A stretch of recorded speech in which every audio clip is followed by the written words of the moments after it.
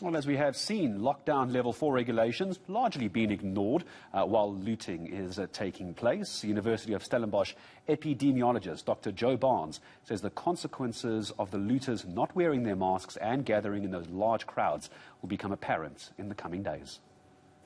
The risk for that is very high. I can't, as I say, my crystal ball is not working, but the logics and common sense tells us that this is in the middle of the third wave of such a highly infectious disease. The numbers can only go up. So I'm so afraid, coupled with the fact that we can't get medicines distributed, so we can't properly treat those who are already sick. So I'm afraid we are in for a rough ride. Well, the fight against COVID-19 is suffering a setback just as government was starting to ramp up its vaccination program. Violence and looting reared its ugly head. Now, this has forced some pharmacy vaccination sites to put the rollout on hold at this point. And pharmacies have also lost medication worth R1 million in the unrest. So for more on this, Jackie Mayman, the CEO of the Independent Community Pharmacists Association, joins me now all the way from Cape Town. Thank you, Jackie, for your time. Good morning to you. In the last President address, he mentioned a word which I never thought I'd hear from him, medication insecurity. That is what the threat that we are currently faced with if this looting continues, because pharmacies are indeed targeted. Paint us a picture of the dire situation faced by industry at this point. Good morning, Tumelo.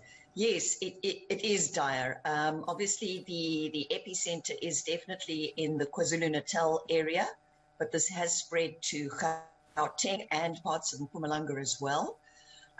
It's absolutely devastating. For us, the Independent Community Pharmacy Association, our members are small, independently owned pharmacies, really community-based. Many of them have been there for decades, integral to the well-being of that particular community.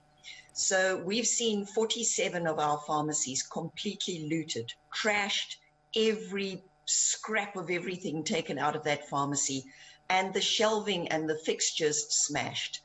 I think what the president was referring to with the medicine insecurity is that those pharmacies were servicing thousands of people within that community. So the medication is just one side of it. We also housed important medication history, all the prescriptions, and then on top of it, the wholesalers and distributors were also targeted in KwaZulu-Natal. Yeah. So that's our supply chain. So with the likes of UPD and PharMed knocked out, they really contribute probably more than 3/4 of all the deliveries in KwaZulu-Natal. So with the 47 pharmacies that are closed, we also have, that are looted, we also have a large number that are closed because it's not safe. People have been threatened, roads are closed. So people, vulnerable people that require their chronic medication are really going to be in a bit of a fix. And this is what we call medicine insecurity. In terms of numbers then, the cost of damage and looted stock, how much are we calculating at this point? So probably, and obviously we speak here averages because a pharmacy can be anything from a very small to very large. But on average, probably a pharmacy in scheduled medicine, so these are prescription-based medicines, probably carry about R1 million worth of stock. So 47 pharmacies, just the prescription medicine is about 47 million rand. We're not talking about the front shop goods. We're not talking about the cost of the infrastructure damage. That is almost, you can't calculate that. And then what happens there, the extension to that is that vulnerable people not able to get their medicines. So, for instance, an HIV positive person, if their medicine is interrupted, they can become resistant, which means they may need to change their medicines. Diabetics who can't get their insulin can end up in hospitals. We know that our hospitals are already overburdened. The last I heard, there were very few ICU beds left in the whole country because of COVID.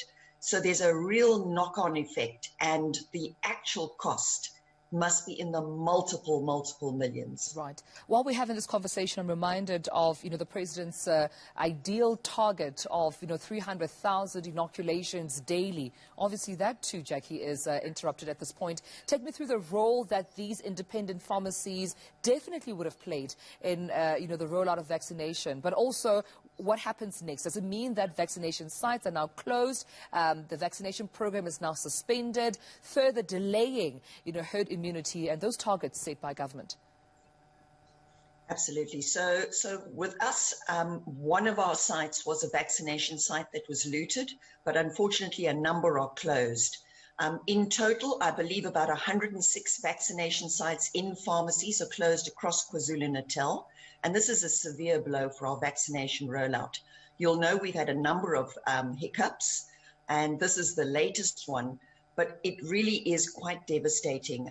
On the first day of the riots, we were hoping to do about 270,000 vaccinations. I think we did 220. So we lost 50,000 vaccination opportunities.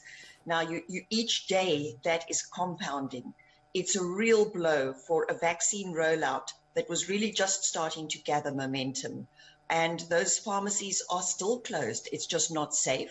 And of course, the ones that have been looted, it'll be months before they get back on their feet. Yeah, not the kind of news that even the over 35s that are meant to be registering for the first time today as the EVDS program allows them to do so today. Would like to hear those news, Jackie. But thank you for talking to us and just giving us a perspective on this.